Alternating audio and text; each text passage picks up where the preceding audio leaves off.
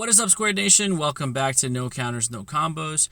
And today we're coming at you from the Mobile Command Center. We're talking some tech. Obviously, it's not Tuesday. I do apologize for not uploading this on time. I know I'm a day late here, but I still had a couple things I'd like to talk about. So I figured why not upload it today and then just double up on some content. Sometimes work does get in the way, but we're going to move on here and still maintain a proper uploading schedule. We'll resume the regular Tuesday editions next week, but for right now, there are a couple things I'd like to talk about. So as you can see, we're going to be talking about Broly Demonic Origins and Beerus Fickle God. Now, originally I had a different plan for Tech Talk this week, but I was rifling through the card list in set 7, and I saw these cards, and I read them, and I was like, oh, this might be interesting, and then, I figured, well, let's talk about it and see what everybody else thinks. So Broly specifically, okay.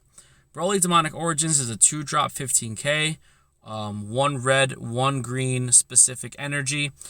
Its auto is when you play this card, your opponent chooses 1 card in their hand and plays in the drop area, and it does have energy exhaust. Its permanent skill, however, which is really interesting about these two cards, its permanent skill is if there is a card that is both red and green in your energy area, you can negate energy exhaust. So essentially what this means is, as long as you have at least 1 multicolor card already charged in your energy, this card doesn't exhaust when it's charged. So it doesn't charge itself tapped, which is huge because you don't have to worry about playing backwards. You'll actually have a good amount of energy moving forward on turn to be able to curve everything out in the proper order. For me personally, it feels a little bad when you're playing a resource-based game and you don't have the resource to pay or the energy to pay to activate a card. So obviously Bandai wanted to balance the multicolor cards, which I agree on their design philosophy. I have no problems with what they've done so far. But energy exhaust does kind of hinder you from playing the game. So the fact that they've made cards that work around that. Now, granted, they're not the most busted cards or the most meta-defining cards, but still being able to charge regularly in a multicolored strategy is the first time we're seeing that. So it's going to be very interesting to see if these cards impact the meta, especially in these multicolored strategies. I think these cards might be a little overlooked right now.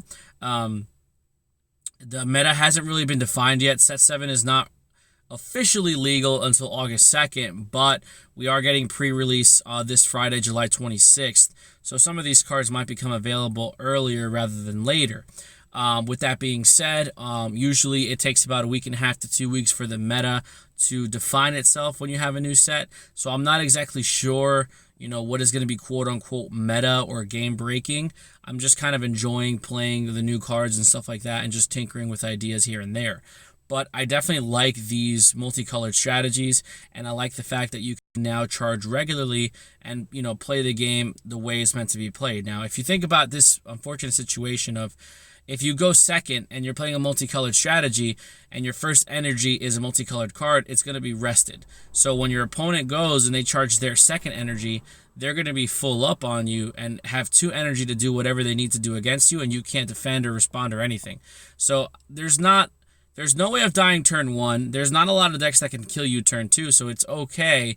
But, having this added option of being able to just charge regularly with a multicolor strategy is really cool.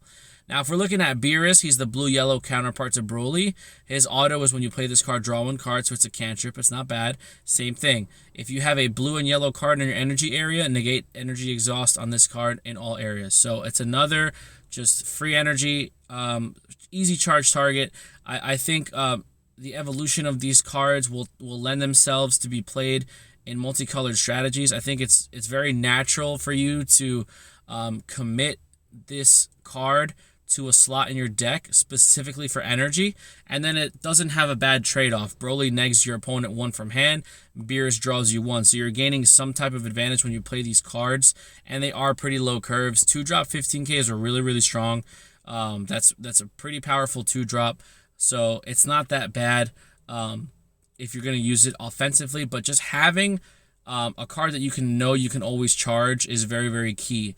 I've always said that the hardest part of Dragon Ball is knowing what card to charge and when to charge it. I still stand by that to this day. I think the charge phase is one of the most strategic phases in the game, unless you're playing with a deck that just generates a ton of hand advantage. Like if you're playing a Wish Leader or if you're playing Skillless, you can generate a ton of advantage and just charge whatever you need. But if you're playing a more strategic strategy where all your pieces count and do something optimally, charging is very, very difficult in this game. So excuse me. Let me know what you guys think in the comment section down below about these multicolored cards. Let's open this up for discussion. Have you guys been testing this? Have you guys had success with these cards? I really want to know what's been going on with these guys, you know, whether it's been Untap or Octagon, if anybody's been splashing them in their decks.